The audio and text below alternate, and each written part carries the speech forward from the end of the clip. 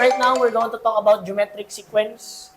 So the formula for geometric sequence is may mga medyo similarities doon sa may arithmetic sequence. So you still have the EN, which is yung sinasabi nila Casey nila Jomerson, yung panghuling term daw, last term. Pero yun yung sinasabi ko, yung tinuro ko sa inyo na nth term, right? Okay? And then A sub 1 for, ano yung A sub 1? First term. Ganun pa rin. A sub 1, first term, A sub 2, second term, A sub 3, third term, and so on. Okay, nakuha pa din. And n minus 1, exponent na siya. Dati ano siya nasa parenthesis siya, di ba? Ngayon, exponent na siya. At we have the new variable, we have the common difference, we have the R, we have the common ratio. Okay?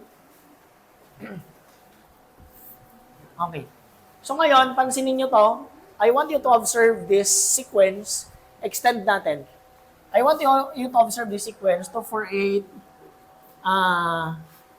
2, 4, 16 times 2, 32, and so on. Anong na-observe nyo?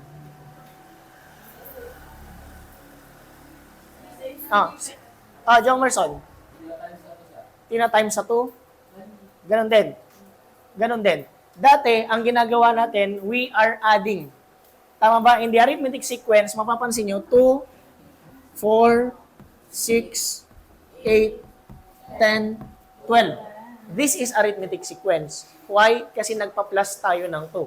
O ang common difference nito ay 2. Dito naman, we are multiplying by 2. Nakukuha natin. So, to get the next term, okay, para kay Boram at dun sa mga hindi nakapasok.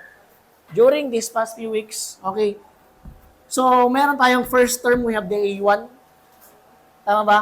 A1 ang tawag natin sa first term, A2, A3 for the third term, A4, A5, and so on hanggang marating mo yung tinatawag nating AN. Kadalasan ginagamit natin siya para yung tinsabi nila last term daw. But I call it the nth term. Okay? Kasi pwede mo namang extend pa yan na hindi siya last term. Pwedeng kahit na anong number yung ilagay mo doon sa n. Okay? N is the position of the sequence. Pag sinabi mo tong 32, A sub 32, meaning ika-32 na term. Nakita natin, A sub 54, ika-54 na term. Nasundan? So right now, dito sa ating geometric sequence, na-obserbahan natin na nagmumultiply tayo ng 2. Tama ba? Okay. At yung minumultiply natin, nasabi nga nila, nagmumultiply tayo ng 2. Dati nag-a-add tayo ng 2. Kung mapapansin mo, nag-a-add tayo ng 2. We call that the common difference. But right now, in the geometric sequence 2, we call that the R. Or the common ratio. Nasundan? Kung ano yung minumultiply mo, yun yung R.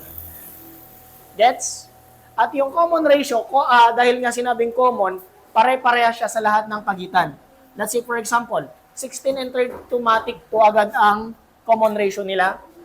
4 and 8, 2 agad ang common ratio nila. Now, how to get the common ratio? Paano mo makakuha yung common ratio? Kasi ito, observable ito nakikita mo Di ba? Nakikita to Divide. Okay. Naobserbahan mo kasi. Madaling maobserbahan yon. Pero paano kapag medyo malaki yung number? Paano kapag medyo malaki yung number? How are we going to do it? So, tama yung sagot ni Casey. We need to divide. Kuhanin mo yung mas malaking term, kuhanin mo yung sumunod sa kanya, yung bago siya, tsaka mo i-divide. So, for example, 32 divided by 16, it will give you an answer of 2. Nakuha natin? 2 times 16, 32, 0. Okay? Kasi dahil nagmumultiply tayo, pag pabalik ka naman, ang counterpart ng multiplication is division. Kuha natin. Okay. So, ngayon, let's solve the problem. Find the 10th term of the geometric sequence 2, 4, 8, 16, 32. Madali lang siya kasi Times 2 ka lang ng times 2, ikasampung term lang, di ba? Pero paano kapag hinihingi niya na yung 32nd term, 105th term, patay na tayo dyan. That's why, again, yung mga masisipag na mag-multiply hanggang makuha nila yung tamang sagot, syempre mapipace out yon. Bakit? Kasi kailangan masanay tayo sa paggamit ng formula. Right? Okay po? Okay. So, let's use the formula. Ano ba mahirap sa paggamit ng formula? Dali-dali nga lang. Papalitan mo lang naman to. Di ba? Okay. So, ang sabi niya is, find the 10th. Ikasampu na term. Ano yung dito sa sequence na to, pag tinuloy-tuloy natin tong sequence na to, tong geometric sequence na to, ano yung ikasampung term? Okay. So again, ilalagay naman natin 10 term daw. Therefore, your n should be equals to 10.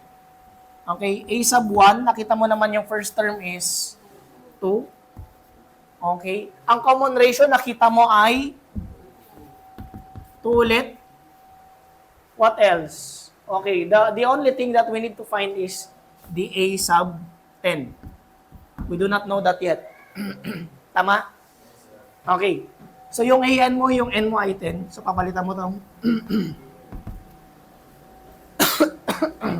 Sorry What is your A sub 10? What should be your A sub 10? So A sub 10 equals, hindi pa natin alam. Kaya, let's leave it as a variable. Okay? A sub 1, alam na natin. 2. Yung R, wait lang doon sa mga nalilito, ba't ako gumagamit ng parenthesis? Kapag nakakita kayo ng 2 times 2, minsan ang gamit to 2 times 2. Pero pag nilagay ko sa parenthesis, it also mean multiplication. Tama ba? So, 2 times 2, it also mean multiplication. Why? Ang subject po natin ay algebra, at ang x sa algebra ay may ibang ibig sabihin. X in algebra is a variable. Kaya hindi natin siya ginagamit sa multiplication. Nakuha natin? Nung elementary kasi, elementary, it's basic math. Wala pang algebra nun, wala pang ibig sabihin yung mga letters nun. So we are using x as a sign for multiplication. Pero dahil mga high school na tayo and our subject is algebra, at yung x may iba ng ibig sabihin in algebra, so we're not using it anymore as a multiplication sign.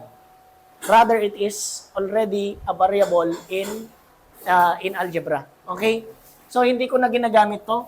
Baka yung iba nalilito pa. Okay. So, 2. Ano yung R natin? Yung A sub 1 is 2. R is 2. Raise to, ano yung N? 10 minus 1. Okay. O, tatandaan natin ulit.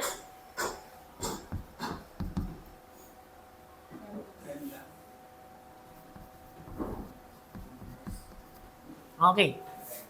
Okay. Parenthesis. Ibig sabihin, maggagawa, sorry unahin mo muna yung nasa loob ng parenthesis. Meaning, kapag may nakita kang 2 plus 1, doon sa loob ng parenthesis, unahin mo muna sila. Nakuha natin, o kaya, nakalagay 2 plus 1 plus 3 minus 2. Unahin mo muna to. That's the meaning of the parenthesis. Okay? Pero since nakita nyo, meron bang gagawin sa loob ng parenthesis? Meron ba tayong pwedeng gawin? Meron tayong gagawin sa loob ng parenthesis? Wala tayong gagawin. Kasi nakasummarize na siya eh. May sagot na siya, 2. Anong gagawin mo operation doon? Wala. So, lagpas na tayo.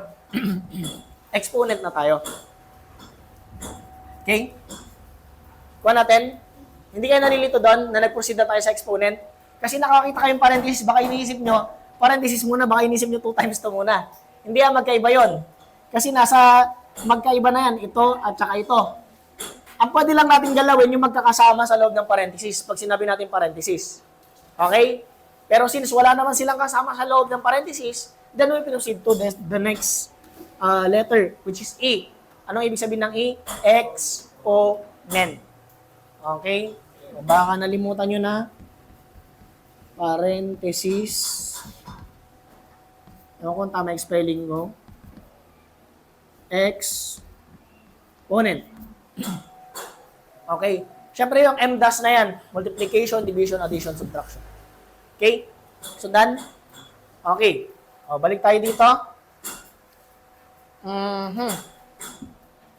So, ito yan. Nandito tayo, no? Okay. Uli natin. Okay, so A sub 10 equals to times, sunod, exponent, di ba? Dito tayo. Dito tayo, sa may mga exponent. 10 minus 1. So, therefore, we have 2 raised to 9. Okay? Meron tayong 2 raised to 9. Pwede rin namang, kung ayaw, kung hindi nyo nalilito kayo, pwede rin namang ganyan. Okay, so 2 raised to 9 meaning, di ba pag sinabi natin 2 squared, 2 times 2 yan. Tama? Pag sinabi natin 2 cubed, 2 times 2 times 2. Tama? So meaning, 2 raised to 9 is,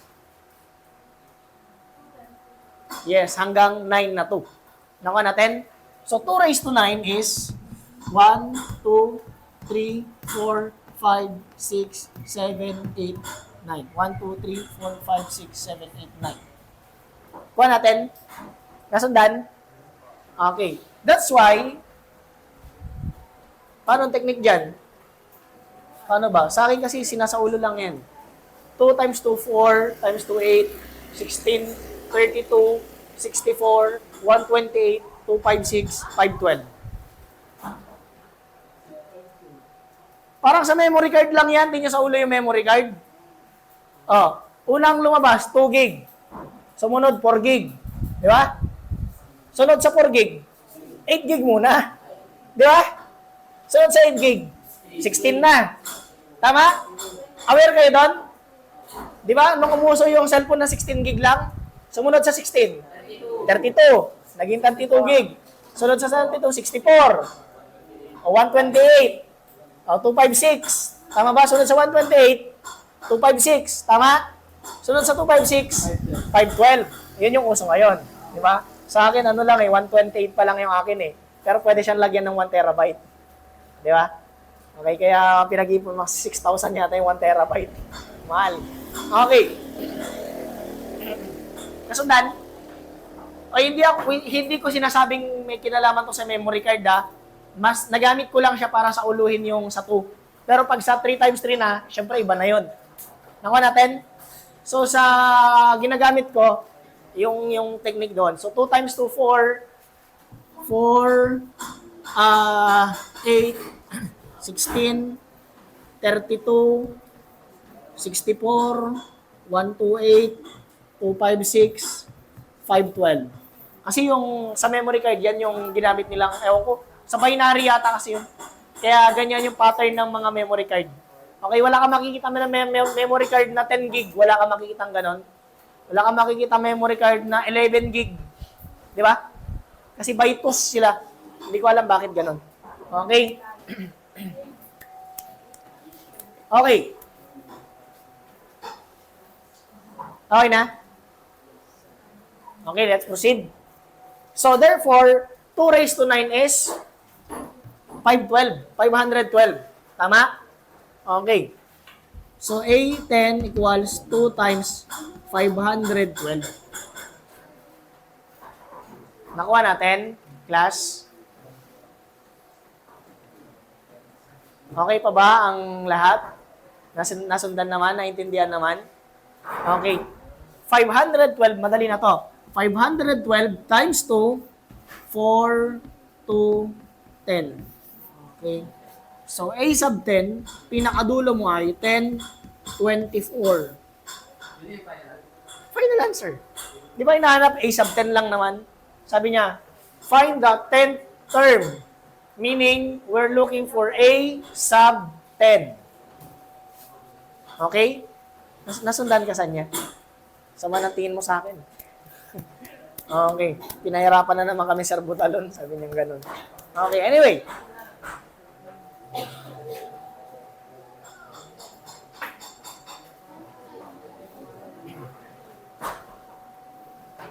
Pwedeng kuha na ng picture, tapos i-delete kapag na full memory. Kailangan na ng memory para sa pang TikTok. So, delete ko muna yung mga picture sa classroom. Yan. Yan tayo eh. Okay.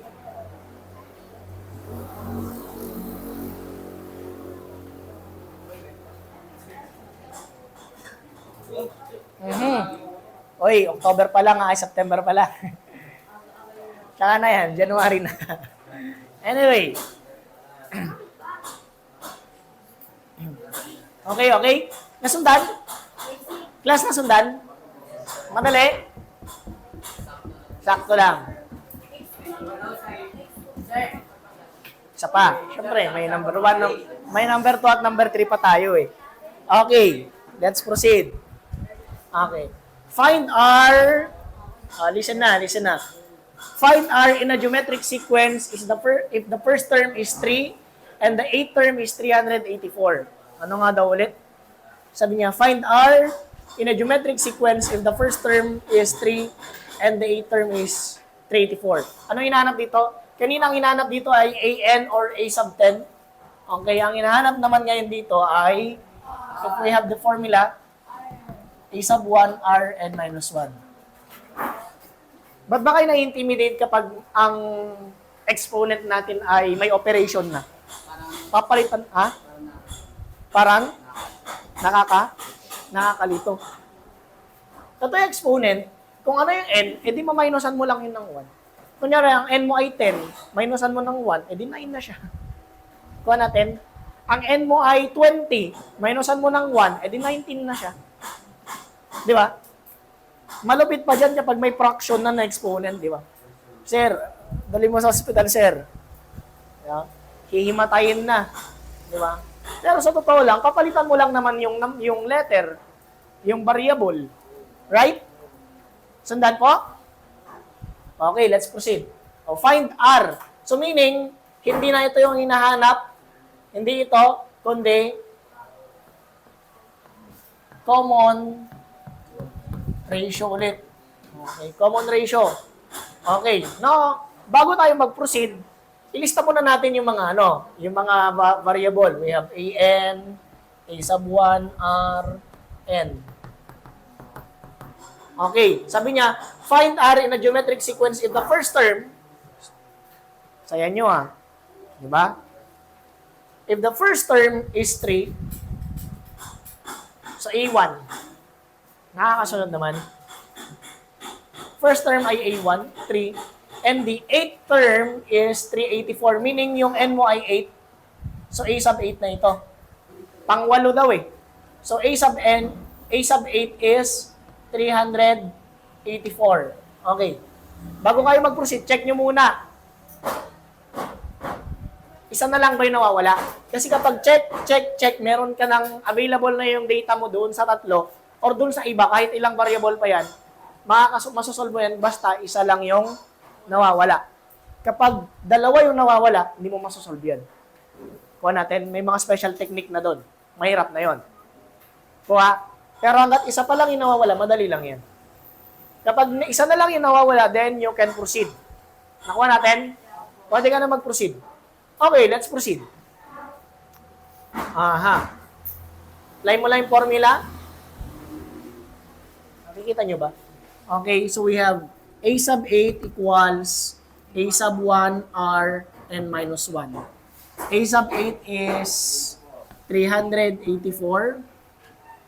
A sub 1 is 3. Your R is missing. And N, 8 minus 1.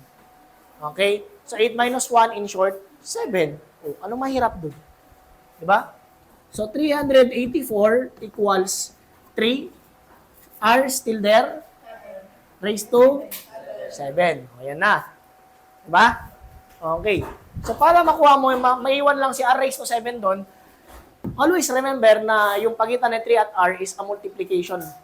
Okay? Operation siya. So in order to counter that, kailangan natin ng kabaligtaran ng multiplication, which is division. Kaya magka-cancel tayo, multiplication sila parehas di mag-divide ka ng 3 para makancel na si 3. Okay? So therefore, 384 divided by 3, pakicheck nga.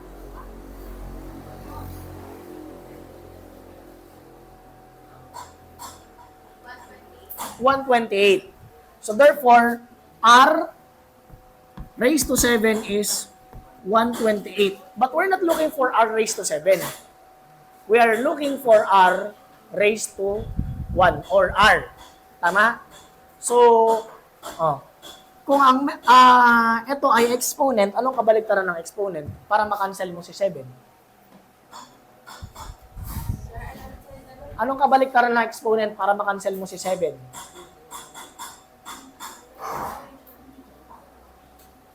Di ba? Ang addition, para makapag-cancel ka, mag-subtract ka. Square root or roots. Kasi square root 2 lang yun eh. Tama? Kunyari, r squared is equals to 4. Tama? Para makancel mo yung square, mag-square root ka. Okay? So, meaning, square root of, yung r square is r times r yan, di ba? Yung 4 is 2 times 2. Tama? Okay. Para may labas ko siya sa square root, pag nilabas mo yung r times r sa square root, r na lang siya. Yung 2 times na sa square root, 2 na lang siya. Okay? Sunod. R cubed equals 8. Sana masundan nyo to. Para makancel ko yung 3, magko-cube root naman ako ngayon. Nakuha natin? Kunyari, yung square, naka-square ka, square root yun. Kapag naka-cube ka, cube root yun. Diba? Roots, kukuhanin mo yung roots niya. Okay. So, yung r cube, galing yan sa r. Diba? Yung 8, galing yan sa 2 times 2 times 2. Pag dahil 3 yun, every group of 3, ilalabas mo. Nakuha natin, kada tatlong variable, dahil cube root yun, 3 yung nakalagay doon, kada tatlo, ilalabas mo ngayon. Nakuha natin, meaning, r lang siya, ito, every 3, pas mo siya, 2 na lang ulit siya. Apo. Another example, para mas magets nyo. Cube root of, mali. Sorry.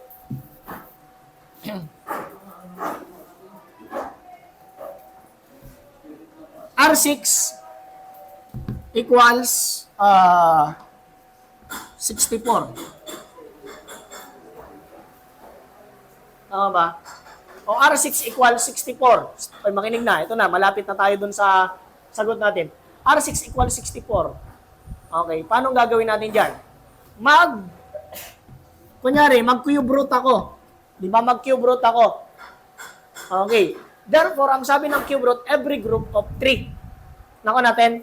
So, kapag R6 ka, 1, 2, 3, 4, 5, 6. R6 yan, di ba?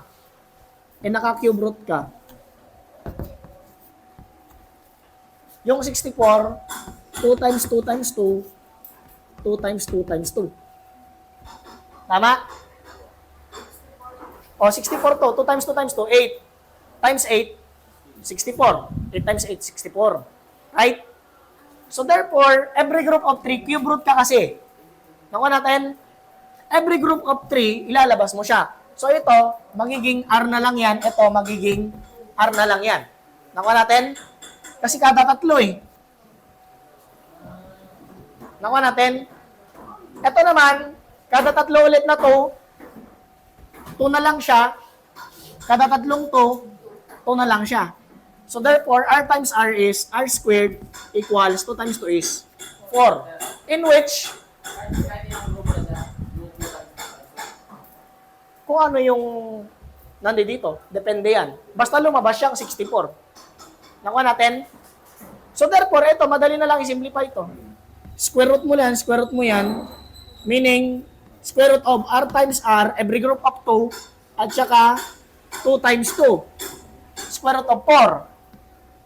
Every dalawa daw, doon sa 4. So meaning, ito, lalabas na r yan, ito, lalabas na 2 yan. Therefore, makikita mo ngayon, that cube root of r6, or cube root of 64 is r squared, tapos magiging 4. Pag sinimplify mo pa, magiging 2 na lang.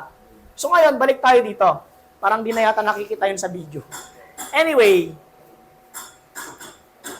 paano ngayon yung sinasabi natin na nasaan na tayo? Saan na yan? Ito. R7 is 128. Okay. R7 is 128. Burahin ko na yung iba. Sana nakuha niyo yung paliwanag ko. Okay? Kaya dapat masaulo nyo din yung yung power of 2, power of 3, power of 4. Diba? Ayan, yung magpiprint ako nun para masaulo nyo, ha? Okay. Not necessarily na masaulo nyo. Mahalaga mapamiliarize lang kayo kasi pagka familiar kayo doon, papagpag naman, ikaw na lang.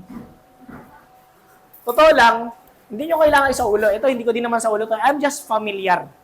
Okay, gets ko na kapag ito yung lumabas na number, malamang ganito yan. Meron ka nang iniisip na pwedeng sagot. Nakuha natin?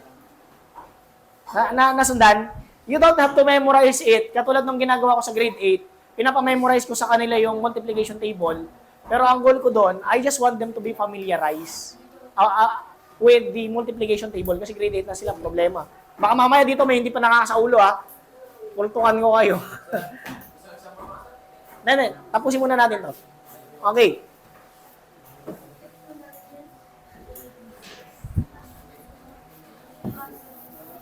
Okay, dito tayo ngayon.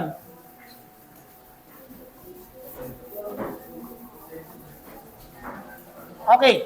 Nandito na tayo sa R7. Andiyan na tayo sa R7 ngayon. Baka ito na lang yung LRP natin sa susunod. Okay. R7 equals 128. Alam ko ngayon na yung 128, may roots yan sa 2 kasi dati, kanina di ba yan, Okay, hello everyone. So, naputol yung ating video kanina. Bali, kulang tayo sa memory. So, itutuloy ko dito with some other explanation para mas lalo natin naintindihan. So, nahuminto tayo kanina sa R raised to 7 equals 128. So, paano nga ba natin hahanapin yung value ng R? We're not looking for R raised to 7, but we're looking for R. So, simulan muna natin yan sa konting explanation. So, we have R squared is equals to 4. R squared is equals to 4. So, the challenge here is to find R. Okay, so, what's the value of R in here? Okay, tingnan natin. We know that yung R squared ay galing yan sa R times R. So, ang trabaho natin ngayon ay maghanap tayo ng number na kapag minultiply ko ng dalawang beses sa sarili niya, ay magiging 4. So, that is 2 times 2. Okay? And since R times R, we can write this as R squared. 2 times 2, we can write this as 2 squared.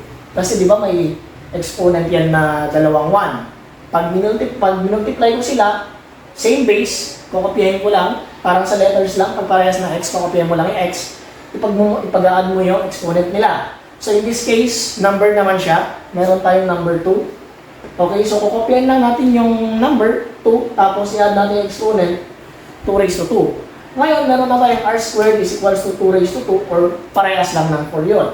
Ngayon, ang gagawin natin is we're going to apply a square root on both sides.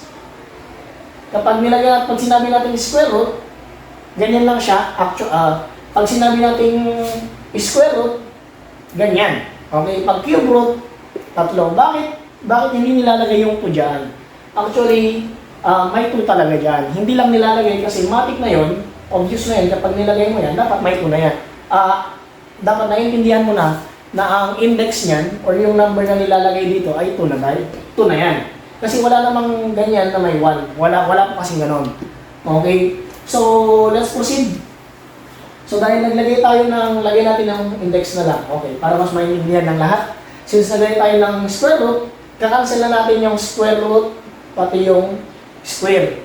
Cancel na rin natin yung square root, pati yung square. So, ang matitira ay r is equals to 2 na lang. Okay, so naintindihan natin. Okay, next example, we have r squared is equals to 16. Lagyan natin ng letter A, B, C, D, E, F, G, H. Okay. So, next example, we have r squared is equals to 16. So, lalagyan natin r squared is equals to 16.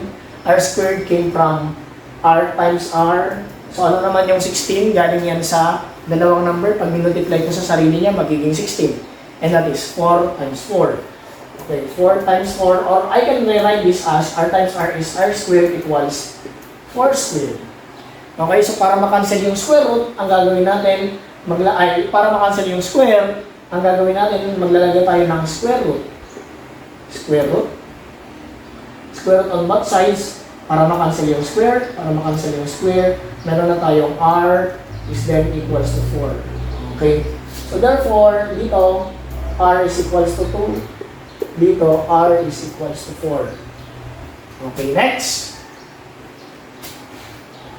Okay, dun sa letter C naman, r squared is equals to 36. Record no? Okay, r squared is equals to 36. So, ano yung number? So, r came from r times r, 36 came from 6 times 6 is 36. So, I can rewrite this as r squared is equals to 6 squared. Apply a square root on both sides. Mga-cancel yan. Therefore, I can say that r is equals to 6. Sila lang ang natira. Ang na-cancel lang, yung exponent. So, therefore, the answer here is r equals to 6. Okay, how about cubes? Okay, r raised to 3. So, ang gagawin natin, murahin mo na ha. I-post nyo na lang. Kapag hindi nyo pa naiintindihan, i-post nyo na lang para mas makopya nyo. Okay, next. Okay, how about r cubed equals to 8? I know that r cubed came from 1, 2, 3, r times r, and 8 came from 2 times 2 times 2. 2 times 2 is 4, 2 times 2 is 8. So now, I can write r cube 2, tatlong 2, magiging 2 cube yan. Okay? So, magiging 2 cube yan. So, mangyayari dito ay i-cube root ko lang yan. I-cube root ko lang yan. So, mangyayari dito ay kakancel ko yan. So, therefore, I can say that r cube is equals to 8. So, mangyayari, makakancel lang yung cube root, yung cubes niya. So there, I can say now that r is equals to 2. Okay. How about r cube is equals to 125? R cube, galing yan sa r times r times r. Yung 125, galing yan sa 5 times 5, 25 times 5, we have 125. Okay, galing po yan sa 125. Ngayon, ang gagawin as sa yung 5 times 5 times 5 galing sa 125. Or I can write this as r cube equals 5 cube. Kapag nag-apply ako ng cube root, gusto ko makancel yung cubes niya, maglalagay ako ng cube root on both sides. Cube root. Cancel. Cancel ang natira si r at saka si 5. So therefore, r is equals to 5. Okay, how about r cube equals 64. R cube equals 64. Paano yan? So, r cube equals 64. So, this is r times r times r equals 4 times 4 times 4. 4 times 4, 16 times another 4, that is going to be 64. Okay. So, therefore, I can say this as r cube equals 64. Okay, r cube equals, mali. R cube equals 4 raised to 3. Apply a cube root. Cancel. Therefore, r is equals to 2. Nasusundan? Okay, next. So, r is then equals to 4. How about, okay, buray namin. Letter G. How about r4 is equals to 16? Okay? I can write this as r times r times r times r. Apat na r kasi yan eh. Equals 16 is 2 times 2, 4 times 2, 8 times 2, 16. So, apat na 2 din yan. So, kung apat yung r mo doon, dapat apat din yung number na multiply mo dyan para makarating ka doon. Okay? So, therefore, I can write this as r to the 4th equals 2 to the 4th. Pag parehas na sila ng exponent, Pwede natin silang i-cancel. Cancel, cancel. So therefore, R is equals to 2. Okay, you can write R is equals to 2. How about dito sa R7? R7 equals 128. Okay? So ano nga ba yung R raised to 7 is itong R yan. 4, 5, 6, 1, 2, 3, 4, 5, 6, 7 equals, I know that 128 is actually 2 times 2, 4, 4, 8, 16, 32, 64, 128, 2, 1, 2, 3, 4, 5, 6, 7. Yung 128, galing lang siya sa pitong 2 na pinag-multiply. So therefore, I can write this as R7 equals 2 raised to 7. I can apply a 7th root to cancel the exponent. Therefore, I can say that R is equals to 2. So R7, sa R7, masasabi ko that R is equals to 2. Okay, so yun yung maiksing paliwanag dito sa ating karugtong nung naputol na discussion natin. So R is equals to 2. Okay po, listen, ito na. Pangilan daw si 2916, so therefore, ilagay natin, AN is 2916. First term is 4, A1. Yung R natin ay 3 times 3. Pwede rin parenthesis kung gusto nyo. Okay? Yung N natin ay N minus 1. Kuha natin. So therefore, 2916 equals, taga lang, inulit ko lang eh. So para matira si 3 raised to N minus 1, para matira ito, we need to divide both sides by 4.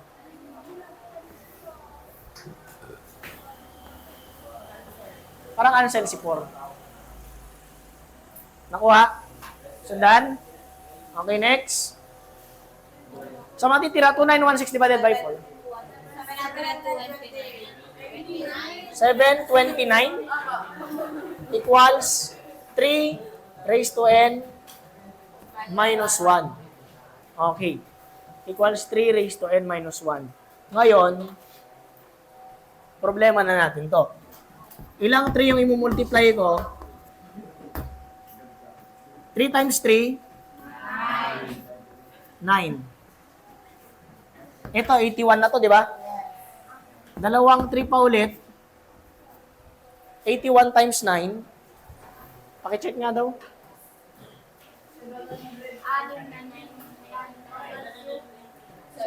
Oh, edi lumabas na yung 729 natin. So therefore, ilang 3 yan? 1, 2, 3, 4, 5, 6. 6. So therefore, dapat lumabas dito 6. Ano yung number na pag minusan ko ng 1, 6 ang lalabas? 7. So therefore, 729 equals 3 raised to 7 minus 1. Para lumabas na 6. So therefore, yung n mo pa lang, ano siya? 7. So therefore, your n is 7.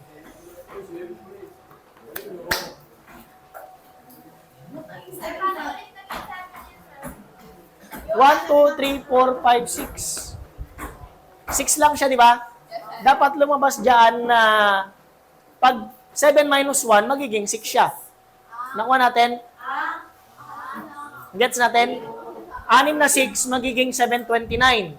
Hindi pwedeng 6 ilagay ko dito. Bakit? Magiging 5 lang to pag minusan ko ng 1. Nakuha natin? So therefore, 7 is 7 minus 1 para maging 6. So therefore, n is equals to 7. So therefore, pang 7 daw to. Check natin. Okay? Paano pag sa counting formula yan, sir? Ha? Yung sir, times mo, sir. Paano? Kasi mo, sir. Paano? Punta dito. Sige ano? Hindi ko gets yung masyado yung sinasabi niya. Yes, sir. 4 times 3. Times. Okay. You can do that. Pwede yun. Okay. 6 lang ako, sir, sa 2, 9. 6 lang ba? O, sir. Eh? Ganito lang, ba? Hindi. Ba't anim na sir luma? Subukan nga natin. Tera. Okay, tingnan natin ha. Parang calculator, para ano, malay mo mali ako, di ba? Siyempre, nagkakamali tayo. Okay. 4 times, ano yan? 3. 12 times 3, 36 times 3,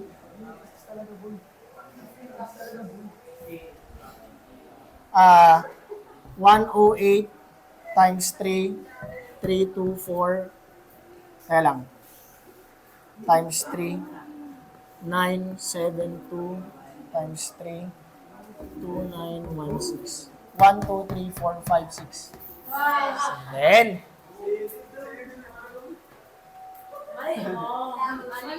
Di ba? Kahit sa counting lalabas 7, di ba? Okay. Okay. Pag gano'n, walang problema yun. At least nagtanong siya. Kasi pwede ako magkamali. Nagkakamali din po ako. Okay? Nakuha natin. Pero syempre, pwede kayo magtanong lagi. Okay? If you have a different answer, you can always ask. Kasi ako po yung nagkakamali. Okay? Pero siya, tama naman, di ba? Kahit sa counting at saka kahit dun sa solving natin, tama naman tayo. Nasundan naman? Okay. Okay. So, warning with counting. Ang counting po, umaandar lang yan kapag kukunti lang yung hinahanap. Kunyari, pang 7, pang 10, pang 15, pwede mong pagtyaga ang timesin yan, di ba? Tama? Pero pag pang 30 na yun, di ba? Naubos na yung oras mo kaka-times, di mo pa nakuha yung tamang sagot kasi ang haba-haba. Gets natin? Lalo na during our exam, calculators are prohibited. Time na? Okay lang. Sige, sandali lang. Ay, hindi. Kasi ang kino-consider natin dito yung time natin sa biometrics. Ayun, 7.